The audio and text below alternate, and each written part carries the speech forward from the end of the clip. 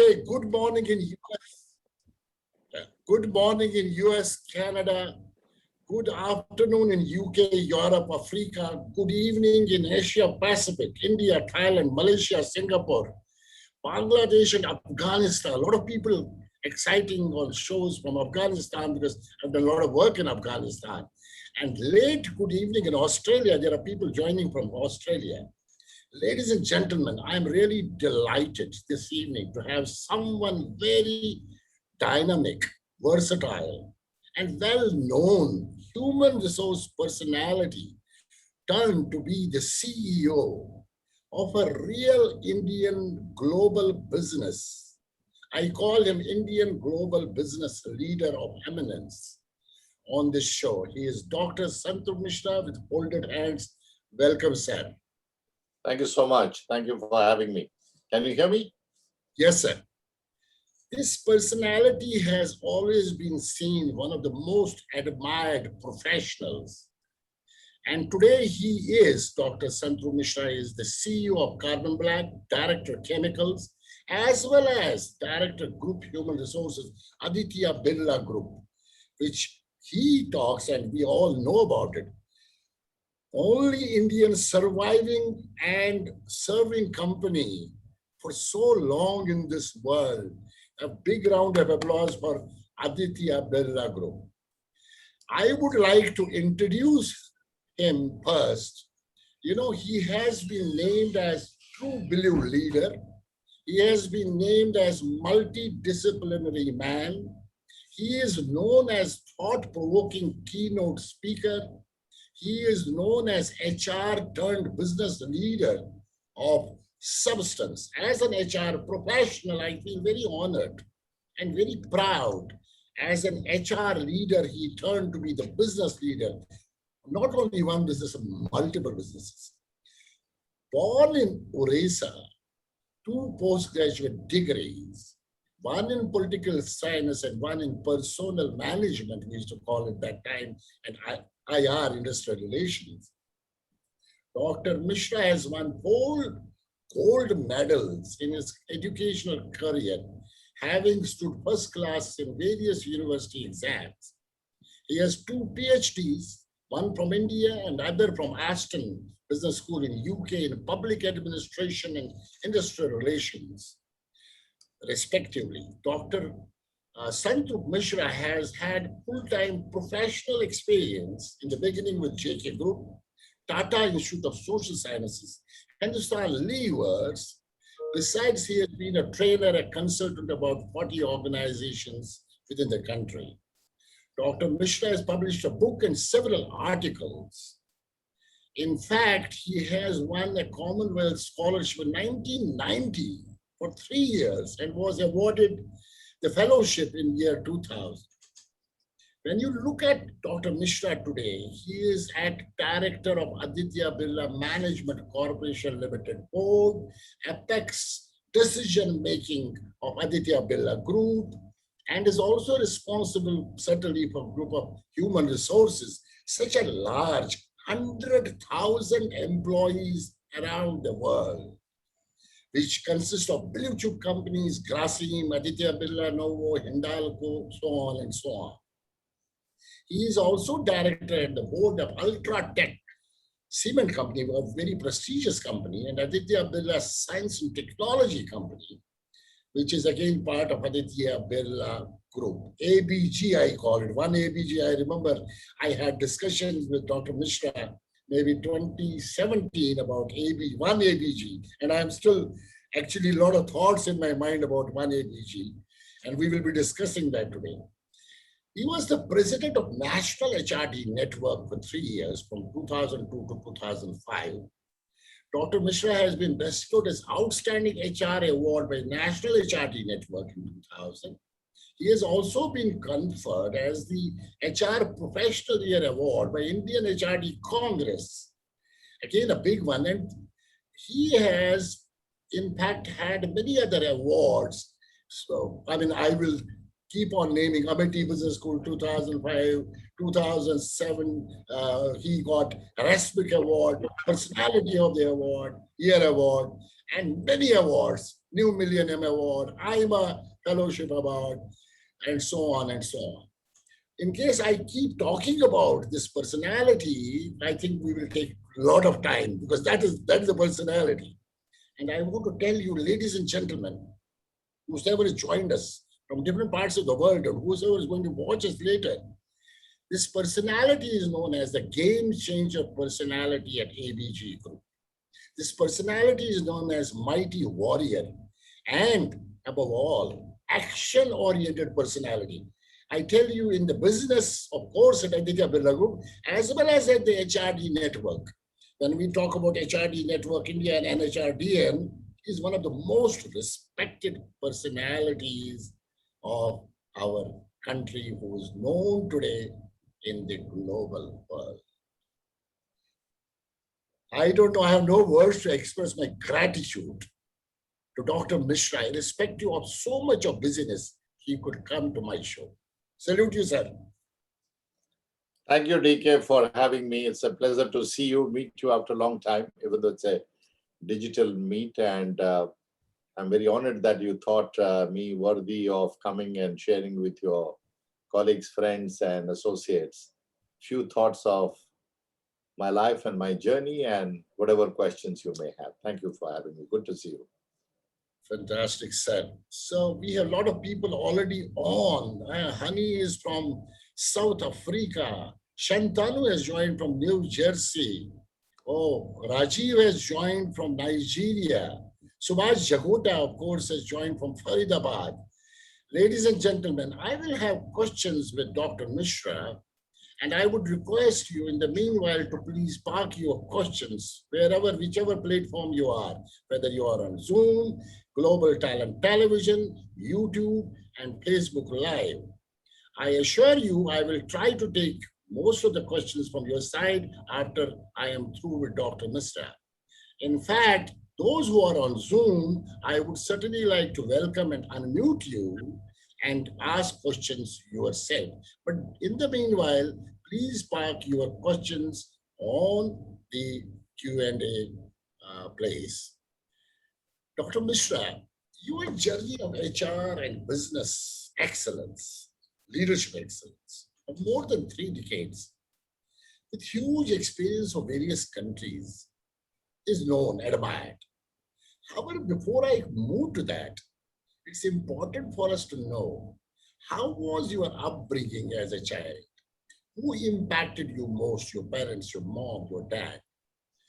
Would be keen to know about your parents. I also understand as a child at 6 year old, when speaking in English, ladies and gentlemen, please understand and you can follow him and you can become what Dr. Mishra is today and the future leaders of business, HR. Look at this. At 6 years of age, he could not speak English and he did a debate in Oriya language. And then he today is everywhere around the world. So that was a time when you were in a 2-room school where sun, moon, and rain and cows were around. Kindly let's tell about your childhood and how this great personality is born from the child. Dr. Misra. Well, thank you. You asking me to go on an odyssey back many years. And but all I would say is the memories of childhood always have been very great. Um, Childhood was joyful, delightful, playful. Um, it was plentiful but frugal. You know, my father, my mother, God bless them both. My dad is 85, my mother is 81, and both of them were like most Indian parents, were completely affectionate, devoted to bringing up me and my sister. My mom worked for some time with government of Odisha, but she was not keeping well. So she had to quit the job. And in our childhood, couple of times we struggled a lot to keep her alive, actually. A very critical illnesses she went through. But God's grace that she's still with us today and keeps blessing us and encouraging us. And my dad was also in the government, but was an educationist. So from childhood, I was surrounded by people with PhD degrees, D.Litt degrees and others. So academia came always naturally to us. Education as a value always was there. And in those days, students that were outstanding, one did come across them in course of conversation with parents or met them, because in small towns, you had, they come in to meet my dad or meet other colleagues of dad around. So, you always kind of, in some ways, you were surrounded by different degrees of brilliance and excellence. Many of my father's students went on to be in civil services in different parts, and many of them very fondly remember when I bump into them here and there. So many are retired, many are still serving. So the childhood was normal. It was a bit nomadic because dad, as a government servant, used to get transferred. So that's how I never had any formal school education for 5 years. And that's how I always landed up in schools until I came to class 8, perhaps schools that time did not have any infrastructure, not to speak of great infrastructure, but has any infrastructure. But I think a few things, and I think as I grow up and as I grew up, I realized parenting has a tremendous impact on the way our lives shape up and the kind of exposure we get. And if there are young parents on this call today, I would just like to say to them that as you have young family and they grow up, you would not realize what a profound influence you have on them, their thinking, their life. And don't underestimate that. Every action, reaction of yours is watched by your children, and it does make an impact. I had the benefit of my dad's very expansive thought process and leadership. My parents were fortunate enough to be perhaps the third generation educated people. My grandfather, my father's father, was a police inspector of British days. My maternal grandfather was a medical doctor of British days. And my grandfather's father-in-law was an inspector of schools in those days. So as you can well imagine, my parents were a third generation educated Indians. So at home, my dad used to talk about World War II, India's struggle for freedom. His eldest brother was part of that. My father's eldest brother and my father had 25 years age gap. He was almost like father figure to him. So, I cannot say dining table conversation because we, for a long time, never had a dining table.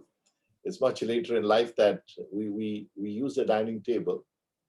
But our conversation usually at home was around politics, international relations, history, and interesting phenomenon of Indian development, personalities, etc., etc.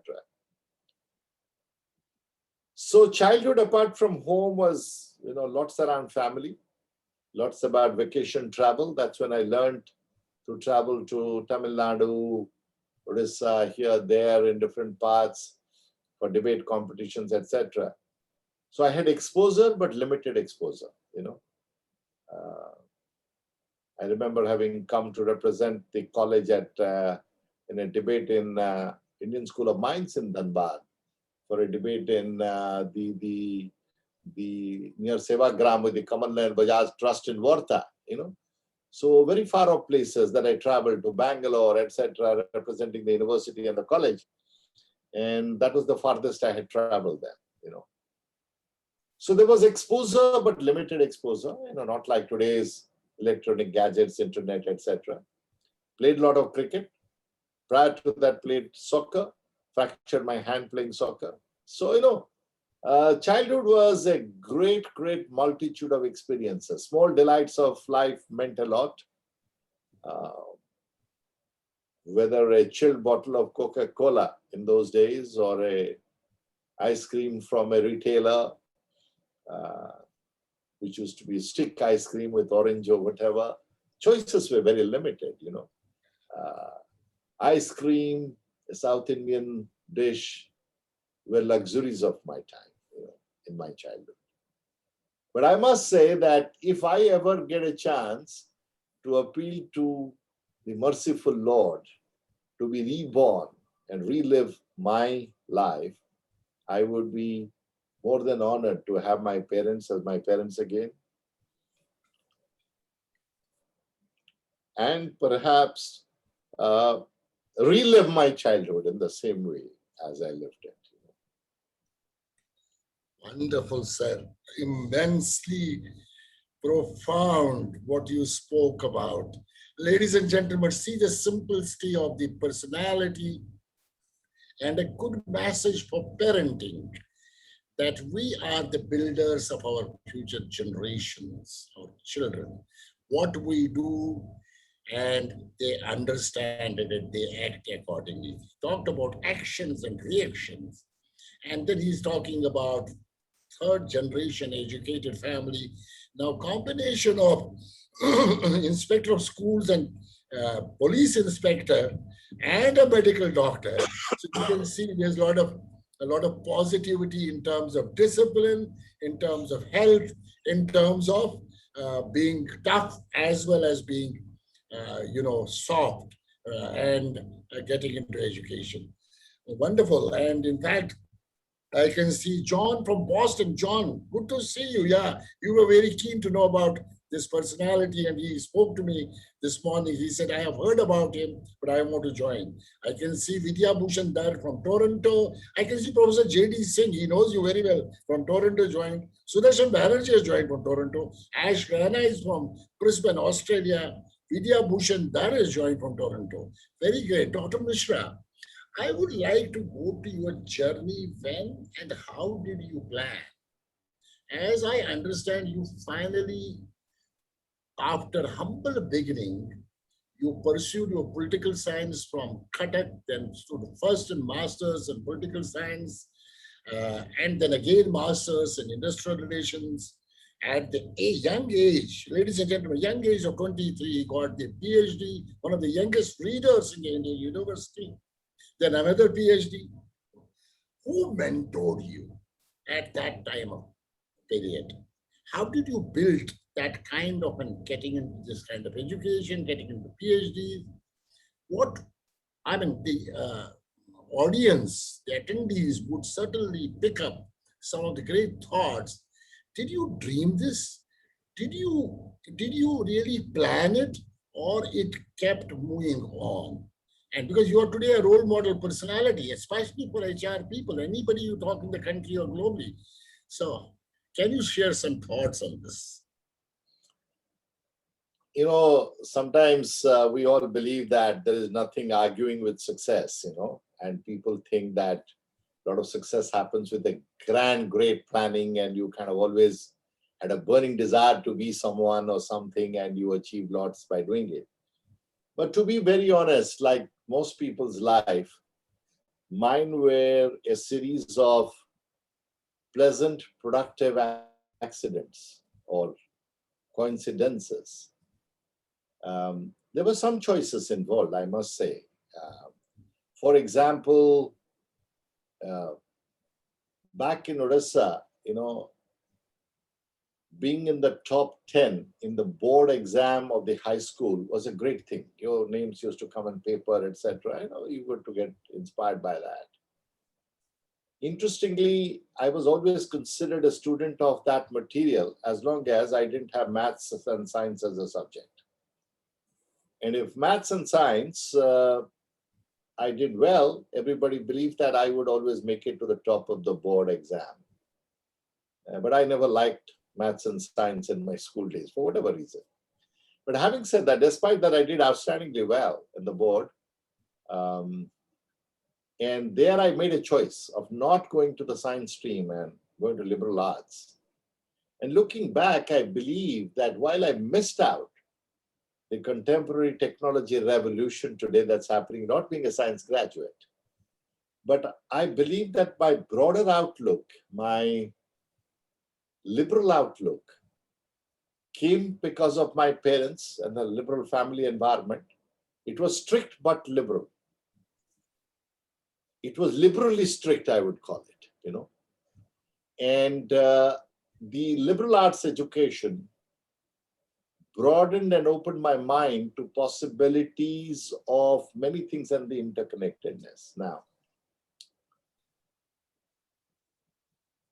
I stood first class first in several exams, as you said, including at the Tata Institute of Social Sciences, my batch.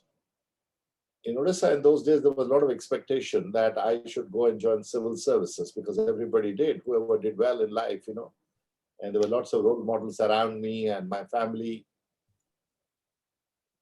But somewhere there, I think my broader view was taking me away from that line of thinking. And that's when I saw the Tata Institute of Social Sciences admissions advertisement, which talked about a blended learning where you do classroom plus go on a practical training. It attracted me. And obviously the Indian Institutes of Management and all were not my cup of tea because you had to do also maths to do GMAT or the equivalent, and I didn't want to do maths again in my life. But I start laughing today when I look back at a CEO of two businesses that add up to almost more than $4 billion or close to that. Every time I have to deal with numbers, of all kinds, projections, returns, percentages, So I look back and start laughing. I said, I thought I ran away from maths.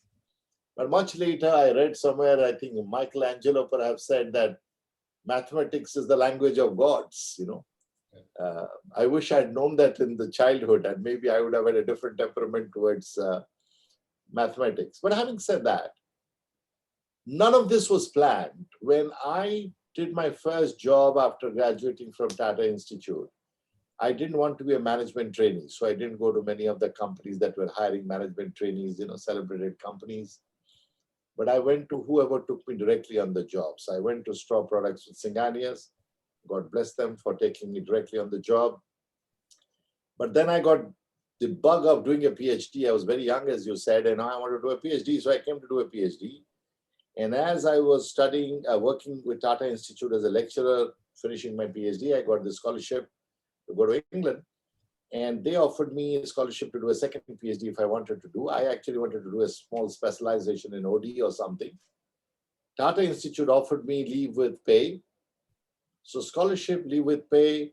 I was the richest man in my life at that point in time. So, so that's how these things happened. And, I must say that the only credit I can take for what happened to me is taking advantage of every opportunity that was presented to me.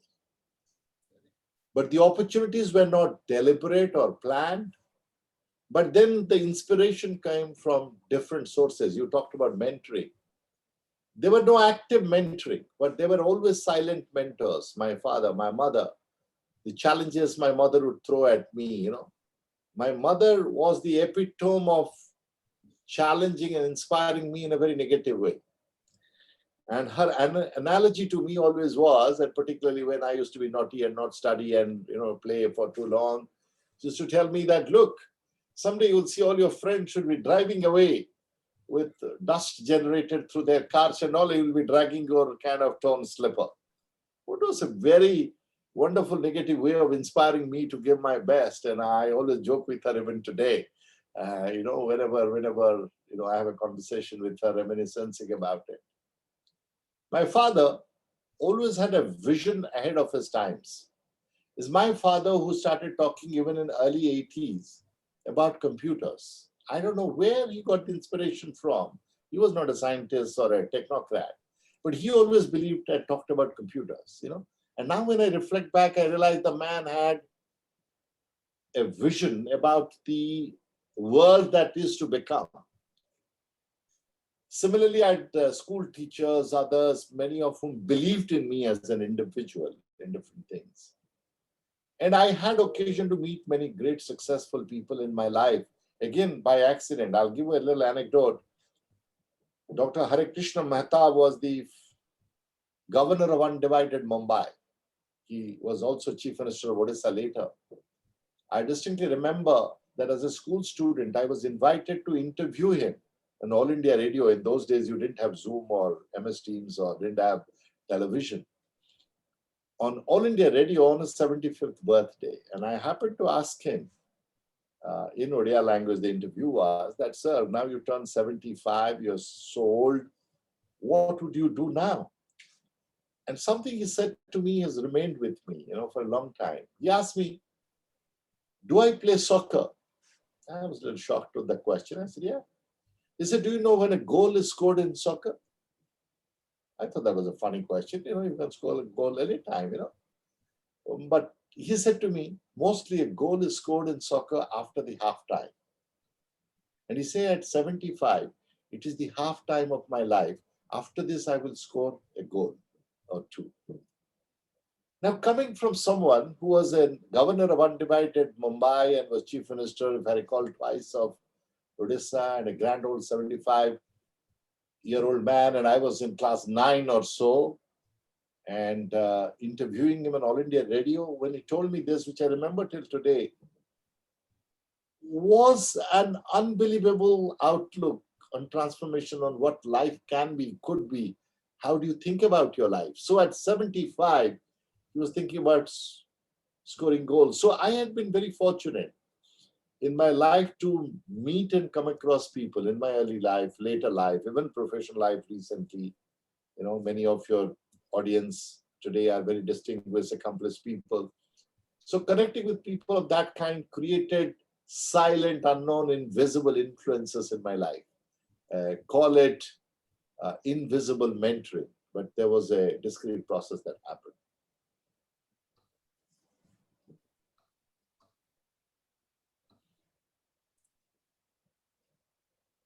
Yeah, I got in between out of this. Yeah, what an inspiring story of excellence. And especially when Dr. Santrupt Misra talked about the women power, the beloved mom, and giving those inspirations to challenge the child and moving forward.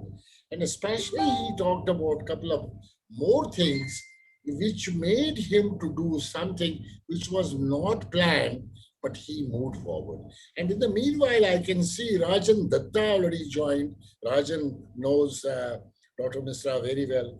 Mr. J.P. Malhotra, the president of Faridabad Association, already joined. I can see Vivek Harkoli already joined. I can see Abhay Kapoor from Amazon already joined. I can see Ravi Saigal, the president of India Thai Chamber of Commerce, already there. I can see even the lady Simi Sood, Sajeev Sood's wife. She is already there on the show. I can see Melania from Spain already there. Lord, I can see Ajay from Germany, and I can see Supriya from Dubai already there. Ladies and gentlemen, what an inspiration. And for those, there are some students who have joined. I got calls from a couple of business schools. Can we share with students the link on Facebook? They have joined. And I would like to tell these students who are whether studying marketing, HR, finance, or any discipline, here is a story of excellence to take you forward. Now, next question. Dr. Misra, when I moved to your professional roles, be it in the beginning at Hindustan Rivers, Tata, JK, and finally landing at Aditya Birla Group, I would be very keen to know how did you land at this great group, Aditya Birla, as a very young, dynamic HR person that time, along with a very young, dynamic Kumara Mangalam Sahab, a great personality, a great respect to him. When he had his own challenges, when Senior Birla was lost, how did you get into the role of changing the gears at Aditya Birla Group? Because Aditya Birla Group was an organization, and driven organization, probably not thought what it has vision today, action today, delivered today to the global world. So you actually have been one of the personality along with Kumara Mangalam Sahab of rebooting and revitalizing and regenerating the corporation to look it differently around the world and make it real global. You are a global Indian multinational today, which I feel proud of. Can we can we know about this journey, which is around 48, $50 billion company today in the world? How, I mean, it's a historical journey. And anyone would love to go and become a manager or a leader because there are a lot of leadership development going on. How did it happen? And how did you move those, changing the paradigm shift at Aditya Birla Group, along with Mr. Kumaramani, with great respect to him. And both being young, around the same age, there was hardly any age difference. Well, I think you used two expressions to describe me, saying young and dynamic HR guy I joined. Actually, I was young. I don't know whether I was dynamic. Dynamism is a matter of, discovery over a period of time. I joined the Aditya Birla Group in 1996. By the way, I just completed 25 years in the group. I think I feel very honored. I'm perhaps the longest serving HR head of any Fortune 500 company today, and I think I feel very proud about that. And in many ways, I must say I'm extremely grateful to Mr. Birla and the Aditya Birla Group for providing me a platform to be myself and to become what I became. And I must say honestly that without Aditya Birla Group as a platform and the opportunities it provided, I don't think I would have learned as much as I have. I would have had opportunity to do the variety of things that I have and the interesting challenges and the learnings that we have had. I was in Hindustan Lever in 1996 when Mr. Birla had just taken over as the chairman of Aditya Birla Group due to the tragic loss of his father, late Mr. Aditya Vikram Birla, who was our chairman before. And unfortunately, I never had the privilege of meeting him nor ever working with him. But Mr. Birla's office, from somewhere, and I got a call to meet him. I came and met him. And we had 2-3 rounds of conversation. And that's when I felt that he had a vision and he wanted to do something. He was trying to decide what exactly to do. I had no clue what exactly would be my role and what I could do. But I took the plunge. And funnily, I think this is little known. Many years later, I discovered it with him in conversation that I was not his first choice for the role. He wanted somebody much more experienced. Either the people more experienced he met he didn't like or they didn't join. So willy-nilly, as fate would be, he landed up with me, So, and he said that once, and many of the colleagues who are from National HRE Network may remember once when National HRE Network was kind to confer on him the most HR-friendly CEO award. While receiving the award, he not only invited me to the stage and he said that he thought that as a 28-year-old chairman then he was and a 30-year-old HR head, together we'll make a mess of it. These are his words. But, then we survived somehow. And that was his generosity. But I must tell you that the transformation story of the Aditya Birla Group, a lot of the time, people like you are very kind to give me credit.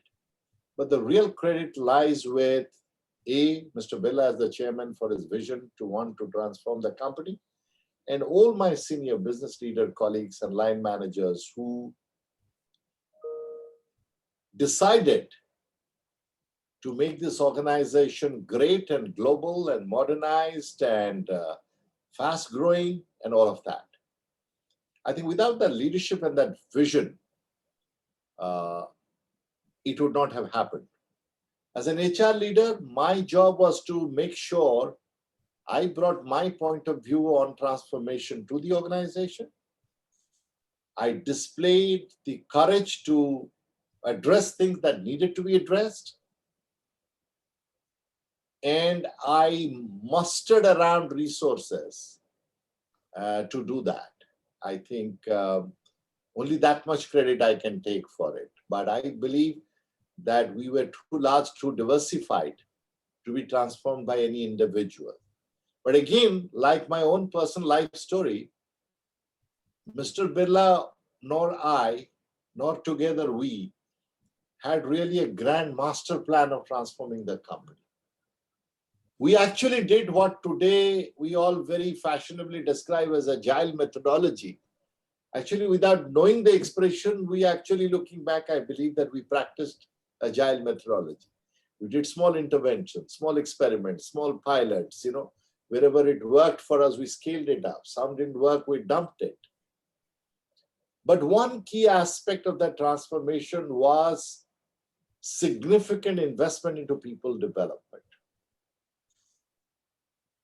Bringing people to the core of organizational transformation. leadership development, learning and training, people systems, retaining and preserving the ethos of care and concern that Aditya Birla Group always represented for people, and preserving the Indianness of the organization, and yet modernizing it to be global, and to be confident enough to go and play the part in any part of the world. Until that time, in 1996, when I joined, we were pretty much confined to Southeast Asia. But we increasingly prepared the organization to grow through acquisition, and acquisition of global companies and their subsidiaries. Many of them we did. We acquired Indal in India, which was a subsidiary of Alcan. We acquired Madura Garments, which was a subsidiary of Courts Viola PLC. So we continued to acquire companies both in India and abroad, and we built the confidence in people to manage mergers and acquisitions and to build a global outlook and capability to be able to go and succeed in any business environment where ethical business practice is important, intensity of competition is high, scrutiny by external stakeholders was great. How to live in those environments and provide leadership and build the organization. I think it's a marvelous story of leadership that everybody rose to the occasion, and our many leaders of yesteryears within the group did not necessarily speak Queen's English, but they had the modern mindset on how to learn new things, absorb new things, implement new things. Things like total quality management, TPM, total productive maintenance, the Deming Award, things of those that put the company into global league of excellence. My colleagues, senior colleagues, predecessors, the leadership of the group, even at that time in early 90s, brought that mindset, and which was fostered by late Mr. Aditya Bikram Birla, for people to be outward looking, competitive, He made a very beautiful sentence, he said, and it has struck a chord with me long time. He said, and I quote late Mr. Aditya Bikram Birla said this, he said, excellence comes out of small things, and excellence is no small thing, And that spirit permeated the group for a long time, and it continues to permeate today. Today also, we are always in search of small little, excellence that we can build into the organization. So that's how the transformation happened. There was no grand plan, no, it was this whole agile methodology, as you call it, today. Wow, what a basic fundamentals he is talking about of Mr. Birla. Excellence comes out of small things, but excellence itself is not small. It's a big learning, ladies and gentlemen, taking back with us today. And when Dr. Misra is talking about transformation, journey of Aditya Birla Group, which is taking care of people, ethos, ethics, and one of a very powerful word is Dr. Misra, which I love, which you use is Indianness of being a global player. Indianness, ladies and gentlemen, Indianness of being a global player. And I know I have had a friendship with most of the presidents of Aditya Birla Group, past and present in Thailand. I know them and I know the culture. I know how these presidents and the leaders behave, because there's massive amount of leadership development which this organization takes place.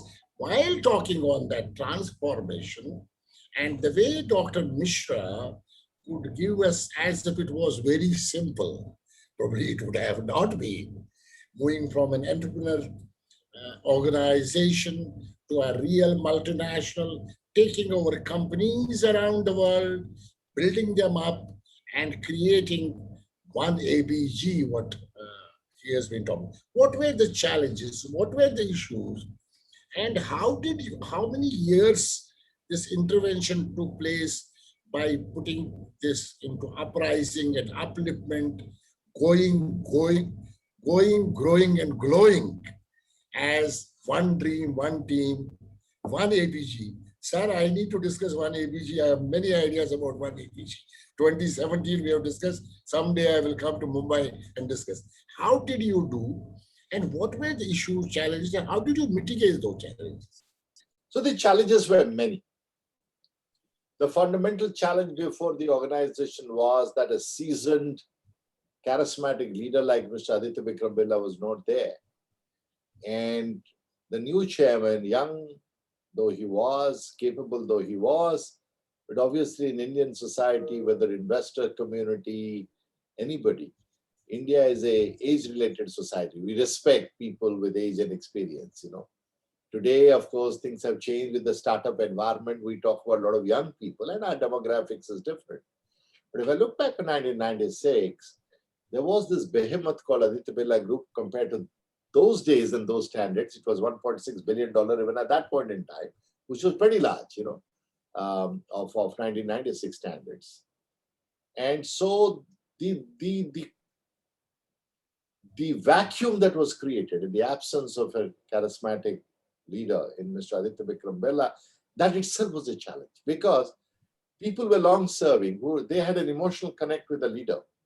And the leader with whom they shared the emotional connect, he was no more there. The Birla name was there, the Birla family was there. But the individual with whom people grew up and had a connect, he was not there. Now that emotional equity needed to be replaced with another form of emotional equity that would keep people together, bounded, connected. Finding that fulcrum was a challenge. Same time, there were many projects under implementation, paper project, titanium project, seawater magnesia project, you know, copper project. Lots of resources were deployed in many greenfield projects under development. The second challenge was which projects to continue with, which ones to kill, how early to kill, how best to kill it without impacting people's motivation. Aditya Birla Group is full of passionate people, you know, who take a project from nothing to make something very large. You go to every unit that is greenfield that you will see, back up beyond, right from Hindalco's Renukoot plant to any of them that you go anywhere. Back up beyond places, they create transformation, naturally creating. That cannot be done simply by doing your job for a salary. You require emotional commitment and passion to do it. And that's what my colleagues in Aditya Birla Group always were, even at that time. But then making choice of which one to kill, which one to grow, the portfolio choices was a challenge. There was a challenge about transforming the portfolio from being commodity businesses to go into services businesses, to go into value added, closer to the ultimate consumer. Which ones do you play? Chances of failure were high. Liberalization was rapidly coming into India. Newer business opportunities were opening up, insurance, financial services, telecom, you know. Which ones to avail of? You know, how do you get in? You don't have competence. You don't know how insurance business is done. How do you identify which joint venture partner you would work with, you know? So I think challenges of all kinds were galore. A lot of our leaders had grown up in seller's market. Competition is not something that they were familiar with. How do you transform the mindset from being in seller's market to a competitive market with high customer orientation?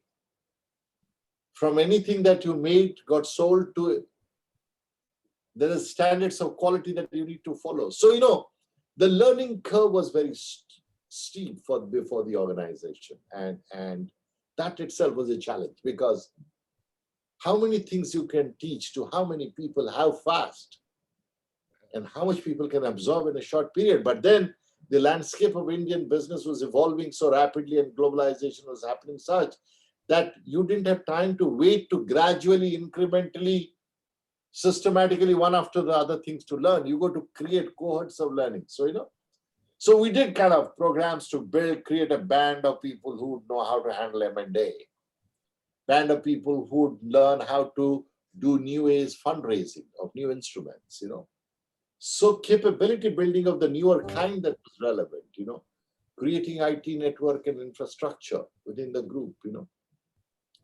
So the challenges were of many, many kinds. But again, as I would say, the credit continues to go to Mr. Birla's leadership and the cohesive teamwork and passion of people that rose to the occasion to make these challenges look not very big and insurmountable.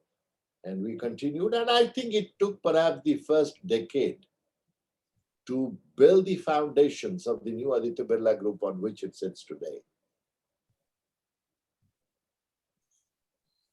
Ladies and gentlemen, are you watching one of a great journey of excellence of a great Indian multinational around the world? And I want to tell you, ladies and gentlemen, 2003, when I went to Thailand to take over as global HR director with Indorama Ventures, a $160 million US company that time.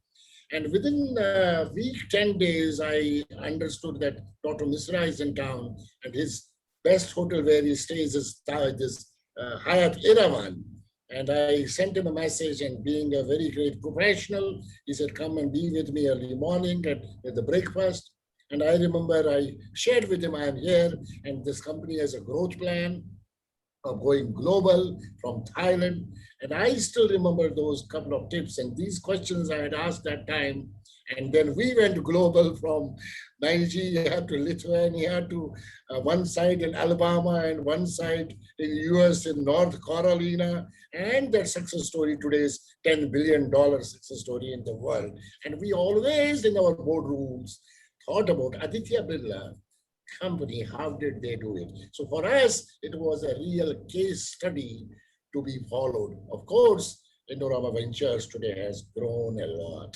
Ladies and gentlemen, enjoy this beautiful journey. And my next question to Dr. Misra is, when I am going deeper to your ABG group, which is growing, glowing around the world, and I would like to know from you to the leadership, whether they are business leaders or HR leaders. I call HR leader or supply chain leader or marketing, I call everybody a business leader.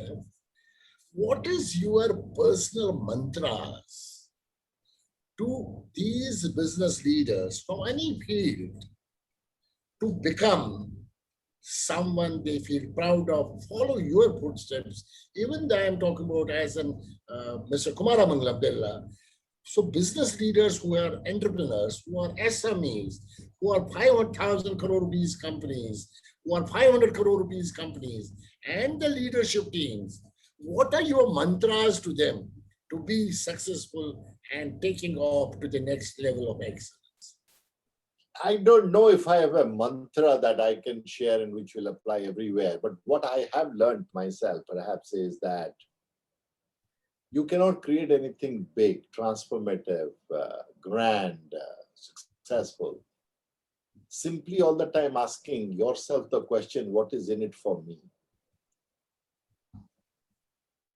It has to have a degree of dispassionate involvement, where in the core of your heart you want to really create something. If that is not what drives you, I don't think you can create something really great and successful, enduring, sustainable. I think that's one mantra I would say, that far too many times counting what is in it for me, what next about me, and making all my work about me reduces the impact that you can create. So I believe if we can create that little bit of larger sense of purpose, as we call it today, a larger sense of altruism, a larger sense of personal fulfillment by creating something significant, I think that's what leads to, wonderful things being created, your courage of conviction, your your drive to not let constraints and obstacles or naysayers distracting you from what you can do.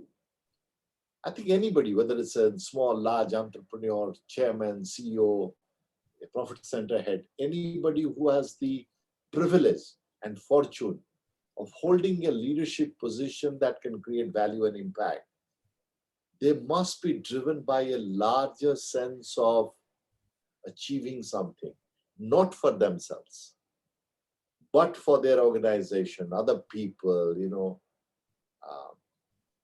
and that is when you are able to do your best. And I think sometimes in our material and mundane world, we sometimes are cynical and underestimate that power of purpose that can bring out the best in you. So I wish those of us who are blessed with more years of age and experience are meaningfully able to convey and transfer this sense of significance and purpose that can be truly transformative. And it can also create joy for people who are doing it. When I look back at the age of 30, when I joined Aditya Birla Group, I must honestly tell you, it may feel unbelievable. I was not trying to do something for myself, honestly speaking. I looked at this young chairman, I looked at this organization, I said, there's something here that can be done. And I even don't know what can be done, what could I do, nor I was trained, nor had the experience to do it. I learned it all by doing things and continue to learn even today, new things. 3 years ago, 2.5 years ago, Mr. Birla gave me the chemical business to look after in addition to carbon black. Now, I'm not a chemical engineer. I know nothing of nothing, But you need to bring that spirit to learn and say, okay, what can I do with what I have been given now, And that was the same thing we did in carbon black. We were world number 4. Today we are world number 1. We transformed the quality of the business. We have launched the first recovered carbon black carbonaceous material, which is kind of consistent with our theme of circularity and sustainability. The first one, an Indian carbon black company, Indian origin, has done it. So it is all about trying to do something. I think the only mantra I would always tell people that look beyond yourself, then you will see the possibilities in the world and what a transformation you can bring. That's the mantra. Beautiful. Look beyond yourself is the mantra given by Dr. Misra. And when he is sharing the journey of excellence and he's talking about people. In the meanwhile, Jenny from Durban has already joined. Ashutosh Labru from Paris has joined. Dr. T.V. Rao has already joined here. Dr. T.V. Rao, thank you very much. To everyone. Yeah. Thank you for all so I have a lot of people joining here. Dr. Misra, now let me come to one important aspect in the world today, talent war in the industry. Talent. Critical, most important, and learning, relearning, unlearning becoming most important and critical. And I always feel, and Padma Shri Pritam Singh, who has been my guru, you know it, and he has been associated with you also, he always used to talk, turn the designations of CEOs to CLOs and CTOs, Chief Learning Officers and Chief Talent Officers. How do you see this becoming more relevant, especially during COVID or post-COVID? Hopefully we are going to be post-COVID soon. How do you see this relevant? With another aspect, which is a very important aspect, I am quoting here Asha Bhandarkar, whom you know personally. She came on the program and she said, DK, 3 T's, trust, transparency, and togetherness. What is your advice to CEOs and CHROs to pull companies up through the great key business processes of the company through changing the mindset and the designations from CEOs to CLOs and CTOs? What are your thoughts on that? Because there's a lot of somewhere in companies between the CEOs and CHROs, a lot of issues, challenges. But when they become both CLOs, how will it accelerate the progress of the company? What are your thoughts, sir? I think, first of all, I think a rose is a rose is a rose, call it by whatever name. So I think as long as CEOs and line managers believe and sincerely believe that today's world is a competition based on capability, ideas, imagination, raw capacity of people to be able to bring cutting edge breakthrough innovation. And that is possible only through continuous development of people and hand-holding, inspiring people to develop themselves and create an organizational culture where business results are taken as seriously as talent development, or talent development is taken as seriously as business results, then this happens. Particularly, Indian companies must feel blessed that we had a history of Guru-Shishya relationship in this country. Many, many senior leaders took under their wings young professionals to groom them. They felt happier on how many people they have groomed and grown. While we must retain talent, we must create so much more talent that uh, you do not feel that you are kind of constrained by talent supply side. Uh, Today, when I look around, many companies in India have their CHRO who have been my colleagues in Aditya Birla Group. I'm a CHRO supply factory for India today, and we feel happy about it. That industry somewhere is acknowledging that people trained in HR in Aditya Birla Group are capable, good people. They're willing to take them. Now, one way for me to look at it is as a loss of talent. Another way to look at it is that maybe we are doing something right. Find out what is the secret sauce, keep on doing more of it. And every company has its own secret sauce. So I believe that senior managers and chief executive included, if they could demonstrably give time. I'll give you examples. We have a program called Aditya Birla Fellows. Chairman names 10 people as Aditya Birla Fellows who are capable, talented people, and he personally gives them projects and mentors them. He works with them. Now, that sets an example. He's busy, but he listened to their presentation. So I think setting the example of doing it would be a great way. I think whether you call them chief learning officer, chief talent officer, doesn't matter. If the temperament is not there, but you give designation, it won't work. But even if you don't give the designation, but the temperament and culture is there, it will work.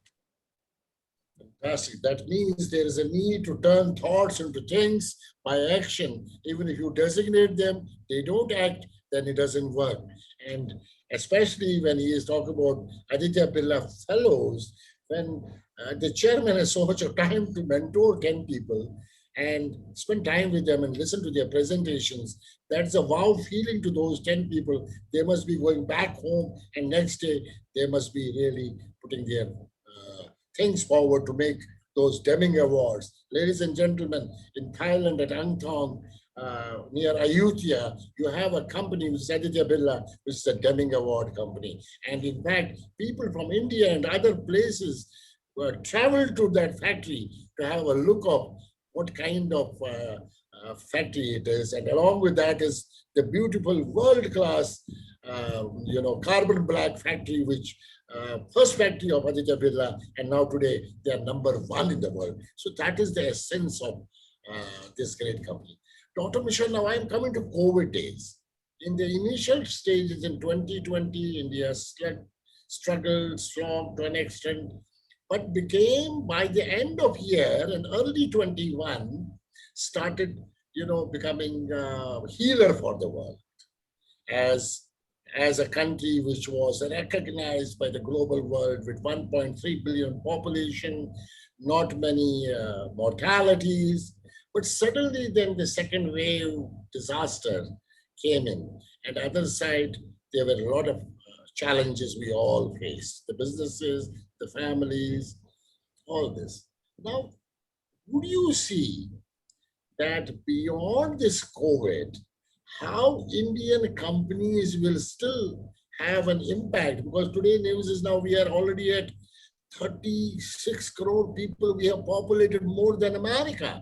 In next probably 1.5 months, we'll be vaccinating around 55 crore people. How do you see India as new India in the global world post-COVID?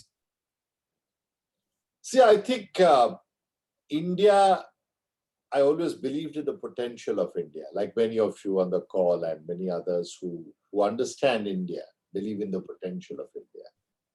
There will always be occasionally a distraction that may tell us that India perhaps has less potential than what they believe to be.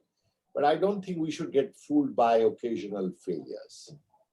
The resilience of this country called India, the hunger that is there to excel, to succeed, to create, to achieve, to grow, to earn a name, the IT sector has shown the way. I think going forward, research and development will do the same thing on physical research.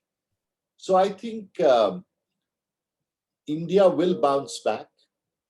It may be a bit of a difficult journey for sections of society, but I believe that the collaborative way between government, private sector, civil society, the spirit of community that is there in India, I think all of this can be brought together in many innovative ways, and some of it is already underway, which will help different sections of the society to be brought back on the rail to drive the economy, drive consumption, drive earning, create exports, and all of it will happen. Maybe like sometimes when we have audacious dreams, our plans get disrupted and delayed by a couple of years within business organizations. I think sometimes same things happen in the life of an aspirational country, a nation, that you get delayed by a couple of years in realizing your aspiration. But the delay in a couple of years of realizing an aspiration in as complex, as large a country like India, I think should not bother us. Rather, we should remain all focused with positivity, with hope. There will be failures always. We must acknowledge and recognize our failures, take quick steps to fix it. And I think manage our political differences, our ideological differences, our perspective differences, and always give the primacy to the idea of India and what can it become and what can be done with it, and tap into all resources, both in India and outside, who are willing to contribute with ideas, with resources, with opportunities, door opening. I think it will happen. I am a great believer in India. I was, I am, and I continue to be a believer. Fantastic. That's a positive note of talking about India being new India. Few delays because of the disruption. Disruption is way of life, but how to mitigate disruption and keep moving forward with focus and positivity, which Dr. Misra talked about. I can see Sagrika Ghoshal already there. Dr. VP Singh, nice to see you there. Rajneesh Baba Sahab, yes, all HR leaders around the world are joining. Dr. Misra, now I am coming to another aspect, your personality, huge role at Aditya Birla Group. So many companies, so many board of directors you are handling, human resources you are handling, national HRD president, so on and so on. Now, today you are not national HRD, but there is a keynote address at BIMTech. Dr. Chaturvedi will call you. There will be something going on. There will be something to do with our Preetham Singh Foundation. So many things are going on. Of course, during pandemic, travel itinerary has been low, but you are also traveling huge. How do you manage your time? And then you have family, you have board of directors, you have customers, you have stakeholders, you have HR fraternity. आप किसी को मना भी नहीं कर सकते HR fraternity में. हमने आपको रिक्वेस्ट किया, आप मना नहीं कर पाए. How do you manage businesses? That's the most if I have a most frequently asked question in my life, that is one, is how do I manage my time? And I myself sometimes, to be honest, surprised that I manage it. I very rarely cancel meetings. I'm always on time for my meetings. If you ask my colleagues, they will tell you 25 years. I have done HR review every quarter, unfailingly, quarter on quarter, as if I'm running a business, even when I was not running a business. My HR colleagues will tell you a business review may not happen in a quarter, but my HR review will happen unfailingly every quarter. I have done it all my life, And I kind of have learned, perhaps watching people that are more busier than me, that while at one level time is a fixed commodity, it is a beautiful way of stretching itself if there is a desire and will to accommodate more and pack more into that life. There was, I have seen that, and I believe that if you want to do something, you can always find time. Yes, you have to continuously prioritize, reprioritize. You must know how much time to give to which thing. For example, I'm a fairly delegated manager. I'm not a micromanager. So multiple assignment tasks, I can allocate time because I'm not afraid to fail. I don't feel the need to keep an oversight on everything and everybody at every moment in time. Colleagues who have worked with me, thank God, God bless them. Many colleagues have been very stable, long-serving colleagues with me who know what to expect from me. I know what to expect from them. So I think it is the architecture of work and life that you create, you manage to do it, there is a colleague of mine, perhaps, who would be listening now, whose daughter, as in South India, they have this Arangatam, the first public performance by a young lady after learning dancing. And that performance was on a Sunday and followed by lunch. And I told my colleague that, my every Sunday is preserved for lunch with my parents. I will come and attend your daughter's Arangatam function for 20 minutes, but I'll leave from there to go to my parents. In Bombay, as you know, distances are not easy. But with little bit of scheduling, planning, I think you can manage to meet most of your priorities. But you need to prioritize, reprioritize, and choose how much time to allocate to what. And must know your subject to know which one to focus on, which one to disengage, who to give the responsibility. I think those judgment calls, if you can make, I think, the president of US, the prime minister of India, chairman of the world's largest corporation, you, I, all of us have the same 24 hours. But how we use it. Yeah, Dr. T.V. Rao is saying that you don't miss any review. That's being a great role model. Now, ladies and gentlemen, my last question to Dr. Misra, I will take your questions quickly. Sir, my last question. I don't know whether you know, like New DNA of Leadership, I run another movement called #WomenPower, a global movement. And this is, I took a mission along with Dr. Kiran Bedi, who was my mentor, and this called 1 million women on this platform by 2024, irrespective of caste, color, religion, nationality, around 20 chapters in the world. Every Saturday evening, something is happening on this. And we have already crossed 700,000. And I just said Cherry Blair was on the show today. It was a special show. Now, women power is, and you talked about your mom, and I also have a lot of great respect for my mom. That's why I took this initiative of women power. So I have been known as a mad person to drive this movement. And women are always much better in terms of care, compassion, and concern. How do you see women around the world, I'm not talking about any nationality, any religion, around the world, contributing to the growth of businesses, communities, as well as countries?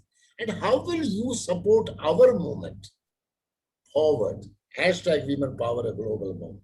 I need those little commitments from your side for committing something to this movement, because this is going to be precisely, a lot of well-known women have been part of this program. even the ambassador, Madam Suchitra Durai, Thailand, Shivani, Dr. Kiran Bedi, and many global women. How do you see this going forward and So this first mission? of all, congratulations on kind of identifying an issue that is close to many people's heart, including mine, of women. I think this is not a subject of debate or discussion whether women can contribute, how much can they contribute. From McKinsey research to World Economic Forum, everywhere it has been well established that women participation in economy would far uh, take the global GDP far greater than it is today by we doing smart things. And I think issues of women child mortality, nutrition, access to education, bringing women back to workforce post maternity, ensuring artificial glass ceilings being broken, capability building, mentoring, role modeling for women by women leaders. I think all of these are very practical, useful things to do, which you are doing, I presume, on your platform. Um, I don't want to make commitments that I cannot keep, but all I would say is that if in any way uh, I or we can contribute to it, we'll be happy to do that. We already do a lot of it. Just to give you a data point, when I joined Aditya Birla Group in our management cadre, we had 0.1% women in management cadre. Today, we are close to 13, 14%, in 25 years. Many women occupy senior leadership role in the group, in many line functions as well, staff functions as well. So I think this is a very, very important, laudable cause, and I'm glad that so many eminent people are associated with it. I'm sure we will make a big impact. Now, as regards people describing you as mad, take it as a compliment, because some amount of madness is necessary to make transformative leaps in life. And if people call you as mad, I think that's a good compliment. You should take it that way. Thank you so much, ladies and gentlemen. I have the first question coming in. GVS Krishnan, I worked for startup at huge MNCs like Microsoft. How difficult was it for ABG Group to share the company's leader vision and the sense of urgency to work with the same level of motivation across the world, across the board? Love to hear on this from Dr. Misra. Well, I think, thank you for the question. I think one is that you need to use many platforms very frequently to continue to emphasize the key messages. I think a lot of us do not kind of give it appropriate importance, and many of us do not have the skill to do it. If you repeat the same message repeatedly to people on multiple platforms through multiple means, there is a language that develops and people start believing they're part of a shared vision and transformation. It is never easy. It was never easy, particularly when we didn't have the digital technology, but the digital technology has made it easier. That simultaneously you can, with a one click on the Zoom or MS Team, you can address thousands of your colleagues right across the world with the same message, which earlier you could do only with physical town hall and you could never reach all parts of the world. So there is one part of it. Second, your leadership team must share that vision, and leadership team must work in tandem, in step with your leader's vision. And I think that you need to achieve always and well established. The third part of it is that, do you send signals to the organization that those who are moving in the right direction, doing the right things as per your vision and your expectation, are getting recognized and their work is getting appreciated and noted. And the moment people see that you are recognizing and accepting and putting people who are doing the right things into the right roles, I think that has a very, very positive, virtuous impact on people. So I think it's those small things that if you can do meaningfully, like for example, we have something called Aditya Birla Awards for Outstanding Achievements. It's our internal Oscars. What we do is every 2 years, whichever area we want to bring focus on in the company, we announce a category of award in that area. Businesses come and compete and make presentation in that area, be it innovation, be it digital, be it customer centricity, whatever that is. So depending on your culture, size of the organization, nature of goals that you want to achieve, you need to design your own ways, but the principles remain the same. Repeat the message, leadership alignment, and continue to send signals of appreciation of people who are working with you in step to make it happen. Thank you. Beautiful. Beautiful. Another question, quick one. Dr. Misra, please share something about Ekmara Kshetra Heritage Plan, Odisha. Congrats for heading the project. What is this project? Quick.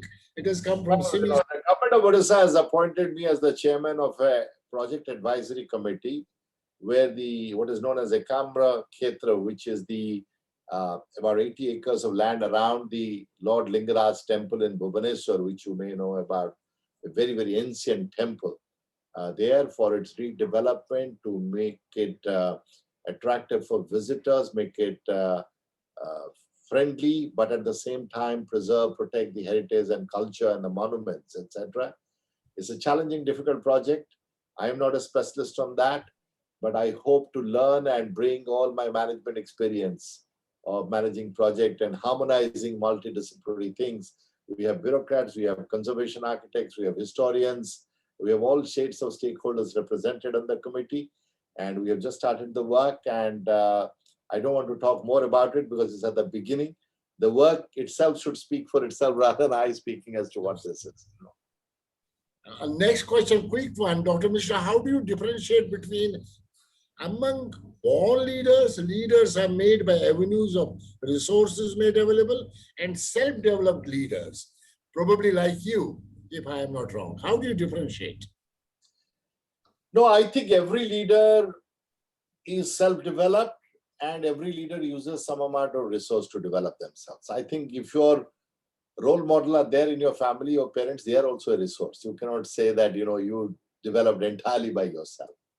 But yes, your self-development means that even when there are great examples around you, are you willing to take the initiative to absorb the learning, and are you willing to give alternate ideas a chance, So to that extent, that initiative comes from you.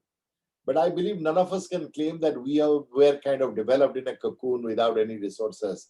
In a social system we exist, and therefore we knowingly, unknowingly draw a lot of resources from society. And that is why we need to be socially responsible, because we have benefited from society and we are outcomes of all the unknown silent gifts we have received from society. So I don't think that we can be completely so-called self-made. I think we would be too narcissistic if we believe that, we are completely self-made by ourselves and there was no contribution or no resources we used. So I would say that our initiative is important, but I think we must acknowledge that there are tremendous amount of opportunities and resources being offered without we knowing around us to us, and making use of it is our duty. Wonderful. In fact, Dr. T.V. Rao is saying that I learned today, repeat the same message in many platforms and repeatedly. It's very useful message. He says, I have picked it from Dr. Santrupt Misra today. And thank you. Thanks so much. Mr. Misra is saying, it is great to know, and I have learned a lot from the HR best practices at Aditya Birla Group, and this huge contribution to my life. And I want to go to the last question because now we are racing with the time. The question comes, and it seems to be some HR professional. He says, he has kept himself anonymous. I can't read what his name is. Sir, my question as HR professional, what kind of leadership we show at difficult times like COVID to manage business continuity and people wellness, if we are emphasizing on one, losing track of others? Yes, it can sometimes be a challenge that how can you juggle many priorities at the same time? I think that is always a leadership challenge that will remain with every leader, both in times of crisis and times of normalcy. But what I would say is that we need to, as I mentioned, prioritize, reach out to those who need the support most at the appropriate time, learn to defer a few things, And I think continue to communicate, to tell people which are the things that you are holding in abeyance, but you will come back to it, and which are the things you are kind of wanting to focus on at this point in time. I think people understand when we clearly communicate the priorities and our thought process on it. Leaving it ambiguous sometimes leaves people confused. So I think leadership, clarity in your own mind as to what you want to accomplish in what time frame. How do you want to reprioritize yourself, and how do you want to communicate and explain that to people? I think all of it is extremely, extremely important. So I think depending on the situation that you are in, you need to choose which one to trade off against what, and how best to communicate it to your key stakeholders. I think if you can do those few things, I think people will understand, accept, appreciate, and perhaps contribute a lot more to achieving the larger agenda that you set. Very great. Kun Somsong Sawadikap, the director of India Thai Chamber of Commerce, our Thai lady in the chamber has joined, and she's saying this is one of the useful conversations we had. And someone is asking, when are you visiting Thailand, Dr. Mishra? And of course, the government of Thailand allows me to travel. I am waiting to go and meet my colleagues in the factories there. I enjoy meeting them, the wonderful work they do. And I want to thank them personally. Many of them have gone through difficult periods, both with themselves and their family, and distant places. Our thoughts are with them, but there'll be no substitute to meeting them, and I look forward to that. Yeah, I have to take two questions. They are requesting me again and again. Karan Rana, you can ask yourself. I am unmuting you. Please go ahead and ask your question to Dr. Mishra. Quick one. Please unmute yourself, Mr. Karan Rana and Mr. Vivek Harkoli. Both of you, you can ask. That's the last question. I can't take more questions, please. Yeah, Karan, can you hear me? Yeah, Karan, go ahead. Yeah, Karan is not available. Then Vivek Harkoli, the business leader of Indorama Ventures, who actually built up this business globally. He has been my colleague. Yes, Vivek Harkoli, please go ahead. Mr. Misra, good evening to you. Good evening, sir. I have heard with rapt attention, and I was particularly impressed by what you said. The company went global by keeping Indianness in itself. I have a view, and you would like to understand, and you would like to elaborate on that. Is Indianness also not globalness? I would say Indianness encompasses globalness. What are your views on that? Of course, I think the great Sanskrit saying says, Ayang nijah parova iti gananang lagu chetasham, udara charitanam to basudhaiva kutumbakam. I think the world as a community and family has been part of our ethos. But I think that was in spirit. Indianness is global, but there are other facets to global also. I think the beauty of Indianness is that Indianness acknowledges existence of alternate models. And I think if we can continue to appreciate and absorb and embrace alternate models, that itself will be an Indianness. And if we talk about global, I think global, we'll find there are different cultures, practices, realities, experiences. Each of them have something to offer. The diversity of India is great because in India, as Indians, we have learned to appreciate that diversity. And the globe represents even greater diversity than what India represents. Can we benefit from that? Can we absorb that? Can we be a meaningful engager and player there? Is what I think I mean by saying that we can preserve the Indianness and yet be global.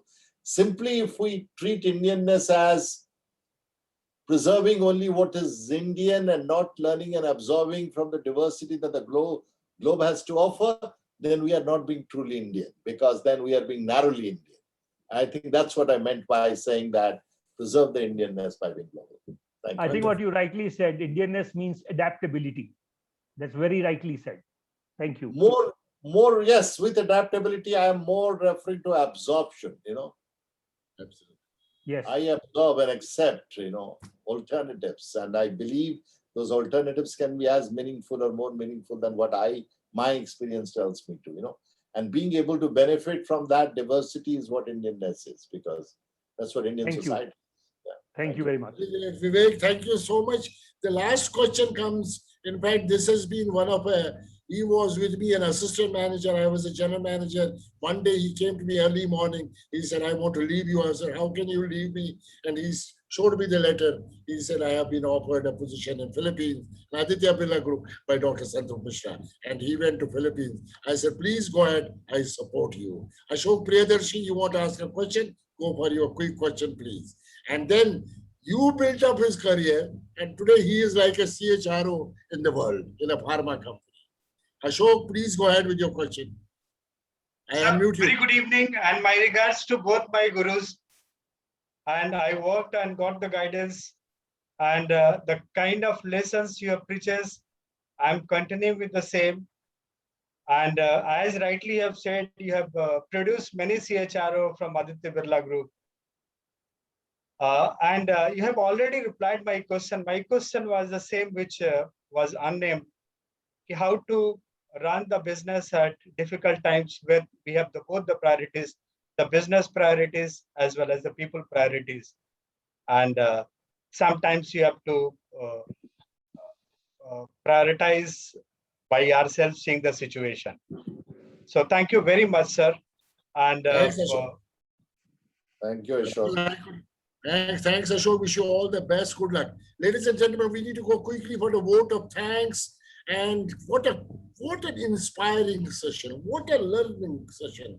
I think those who are watching now and those who are going to be watching later will really take this case study for their own businesses, for their own leadership traits, for their own leadership styles, for their own leadership disciplines, for their own life discipline and life journey.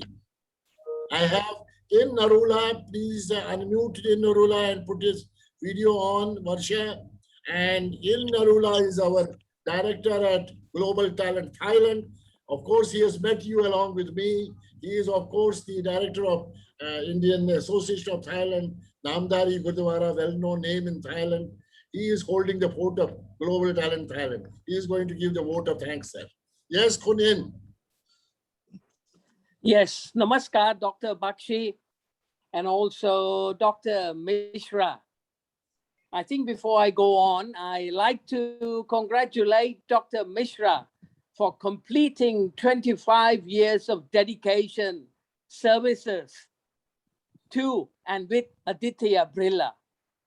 That shows his commitment and loyalty to the organization, which is very difficult to find these days. Congratulations once again, sir. Dr. Misra, we are absolutely flabbergasted by your discourse this evening. Your advice and guidance are truly hallmarked and are a great motivator for us all. Take away from your very powerful experiences are, as a leader, it is your responsibility to build more leaders within the organization. Meaning, if all and everyone in the organization becomes a leader, you can expect the skies to be no limit. Give the time to your fellow workers, listen, mentor, and help them develop. The second thing, as a leader, of course, Dr. Misra has been giving a lot of examples and his experiences were also given. As a leader, you need to manage your time. Put the work-life balance in order because it is very important. After all, parenting will affect the generation to become. People around you observe your behavior and learn accordingly. What comes to mind are the captions: parenting by example, leadership by example. Dr. Misra, what a great discourse this evening, sir. The third takeaway, as a leader, you need to be involved and engage passionately. Need to have a purpose, romance with your work. Work not for dollars and cents, but for self-satisfaction.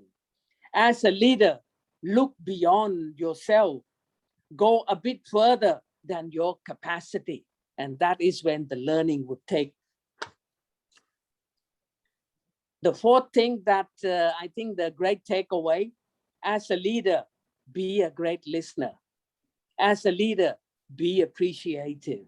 As a leader, be kind. As a leader, be compassionate. As a leader, be fair. And as a leader, build emotional attachment. Sometimes people do not know whom to talk to. You can fill that gap. Have the courage to make decisions. Build unity in diversity. Be adaptable, be flexible, and be agile. Ladies and gentlemen, Dr. Misra has been telling us many, many mantras. And I think he got it all from his parents, daddy and mommy. You know, I want to be thank you to them for producing such a wonderful child who has helped India to grow. Dr. Misra, we would like to invite you to Bangkok, Thailand when the skies open up, and I'm sure your recommendation and experiences would help all of us grow here in this part of the world. In the end, I would like to thank you, and thank you once again, Dr. Misra. What a great pleasure to listen to you, sir. Thank you. Yes, we need to do, because I think long back he did one lecture at Indian Association of Thailand and India Thai Chamber of Commerce. Whenever he's next year, I think we will create a lecture in the evening at Indian Association along with our other association. I would like to thank Dr. Misra from the core of my heart. Personally, I'm really thankful and grateful for him spending time with us so long. And I would like to thank all the attendees around the world, from different parts of the world, being here this evening and watching the show and taking those wonderful journey of Dr. Misra along. And I would like to salute Aditya Birla Group as an organization which nurtures talent, and creates leaders for other industries as shared by Dr. Misra. And personally, on behalf of HRD Network, yes, Dr. Misra is a role model for all of us. And thank you very much, Dr. Misra. And thank you everyone for joining. Have a good evening, good night, have a good day. Thank you, Dr. Misra. Thank you. Such. Bye-bye.